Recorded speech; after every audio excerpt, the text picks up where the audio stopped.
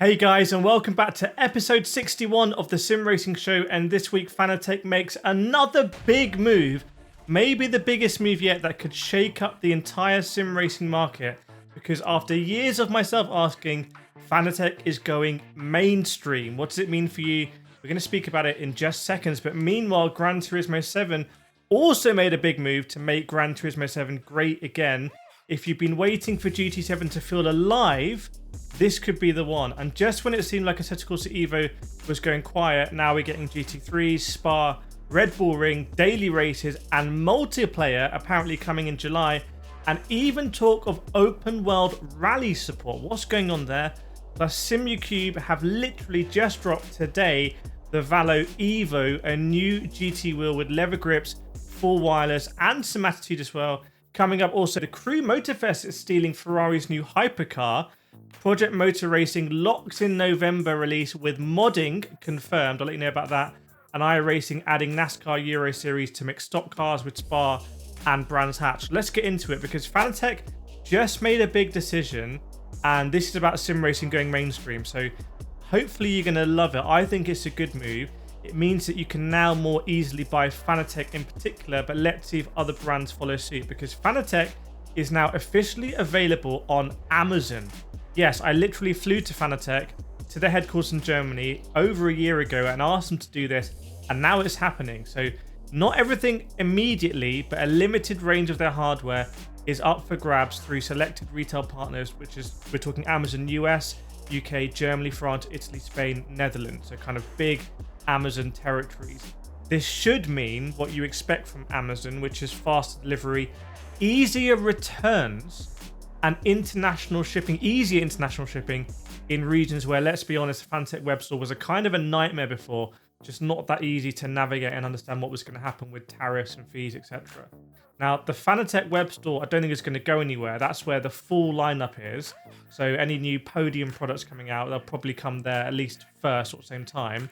But this new rollout, it looks like it's part of a plan to reach more races globally and make the buying and returning process smoother. And now I understand more about Fanatec's refurbished program, where you get a 2-year warranty on refurbished products. So Amazon, I believe, are going to be handling the shipping and returns, but it will still be Fanatec taking care of support, warranty, all the tech upgrades as well. So let me know what you think of that. I do have some Amazon affiliate links generally, so I will put them in the comments so you can check out in the description, so you can check out what Fanatec are doing. Let me know if you think this is a big step or not. What other brands do you want to see on Amazon? Now, Kaz is making some big steps with Gran Turismo, because Polyphony just dropped what a lot of people, including myself, saying is the best daily race of all time. Legendary JDMs, fully dynamic weather, like not hobbled, fully dynamic weather. Suzuka, great track. Full liveries they've done. Custom tuning, which means basically a proper BOP, so the cars are custom tuned. And the first time, I believe, ever in Daily Race C, and I'm a big fan of this, no driver rating penalties. You can just jump in and race. No sweating quali, no stress about dirty punts. It's just fun. So it's like Gran Turismo 7 just got fed up of just messing around. It's like, let's just do a proper daily race. Now we've got the McLaren F1 in here, the Supra, the NSX Diablo F40. They're all dialed in. They're all all viable, really, I would say, especially if you're not in the ultra top split. They're all viable, and you normally don't see this variety at the top of the leaderboard anyway. And with dynamic weather in the mix, you've always got a chance, even if you're jumping after work. Now, I have read all your comments to my videos, and I do understand the point about the DR, like removing the DR is controversial. I think for this race it's a good thing. In the future, what I'd love to see them try is just a one-lap, hot lap qualifying ahead of the daily race. You don't have a stored qualifying, you have a one-lap, hot lap qualifying. Now, I've been begging for races like this, real cars we grew up loving, not just Group 3, Group 4 every time. Group 3, Group 4 are not the strongest categories for Gran Turismo 7 because the cars are outdated, so you may as well do the proper classic cars. So let me know what you think of this GT7 daily race. I've been reading all your comments about it. I've got a lot more content and thoughts on it to come, because I want to present to Gran Turismo what the player base, what the community actually wants with GT7 and GT8. Now, next we're going to speak about the July Assetto Corsa Evo update coming soon. But before that, I want to say a big thank you to today's sponsor, which is GT Omega. I've been using GT Omega products for years and years and years now, and I have to say they are solid. That's my prime light. You see me using in the videos. That's the cheapest aluminium extrusion rig GT Omega do, and it's one of the cheapest on the market. So make sure you go to gtomega.com if you're looking for sim racing cockpits, and use my code Kireth5 for an extra 5% off. Big thanks to GT Omega for sponsoring this video. Now, Assetto Corsa Evo is not slowing down, and it may surprise us with its next July update. So what's coming? Multiplayer dropping in July with daily races and a SimGrid partnership to kick things off. No safety or driver ratings yet. Apparently that's coming later. This is a big test for Assetto Corsa Evo, because if the multiplayer doesn't really work, that's not good. So pressure on SimGrid as well. And the 1.0 launch is still planned for 2025, but not guaranteed. I've been saying for months and months and months now, this roadmap is basically blown up. Don't rely on it. And Kunos are saying they're now tweaking it based on how things develop. And for rally fans, you know, if people are mourning the loss of EA killing off their rally franchise, it seems, this one's wild, because Kunos might be working on a full rally sim. So there's no rally cars in Evo, but modding could allow it. And A to B stages are coming to the open world, so a proper off-road title could happen. But I'm worried that Kunos are biting off more than they can potentially chew, to be honest here. They've got Assetto Corsa, Assetto Corsa Evo, and Assetto Corsa Competizione. So Assetto Corsa is cooking, but talking about ACC, Kunos did just casually confirm that that is still alive, even though Evo's new shiny toy, Marco Mazzaruta, told Traction.gg that they're discussing how to keep AC updated, at least until Evo is ready to take the seat. So what does that mean? New liveries, maybe a surprise DLC drop? Let me know if you're still an ACC fan and what you want Kunos to bring. There are still a lot of people playing ACC. And by the way, speaking of Traction.gg, they released some market research in sim racing, which shows that this channel, our channel, is one of the biggest growing channels in sim racing. And that's crazy, because I know that like 90% of people are not subscribed. So if you've been watching these videos and you're not subscribed, you're in that 90%, do it right now, smash the subscribe button. And if you're in the percentage of people that have subscribed, big thank you, because that means that we're the fastest, one of the fastest growing sim racing channels out there, which is insane. Thank you very much. Now let's go to Simucube, because they've dropped a new GT wheel. It's called the Valo Evo. It's taking pretty much everything from the Valo GT23, the same paddles, same electronics, same wireless stuff going on, but wraps it in leather with a GT style shape, and it looks mean. That means it's still plug and play with Simucube 2 wheelbases, but for anyone who prefers a GT style grip, it's just going to be a little bit more natural.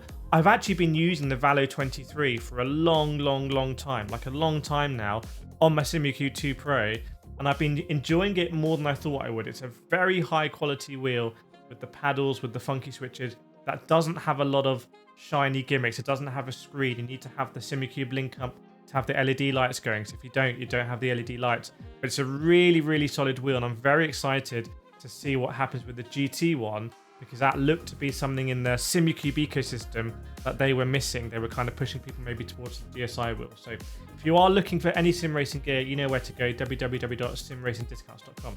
Now, big news from the Crew Motorfest. They've just become, I believe, the first game in the world to let you drive the F80. Now, I might be wrong here, but I believe they might be. So let me know in the comments if that's correct. So not Gran Turismo, not Forza. The Crew got there first with the F80. So Season 7 in the Crew Motorfest, all about Ferrari. They've recreated the mod in the museum in-game. There's a full Ferrari playlist, and the Crew Motorfest is very good at doing playlists. They're basically fully customized series of events where they just absolutely make it fully custom. They change all the dials, they change everything. It's really, it's one of the best features of the Crew Motorfest.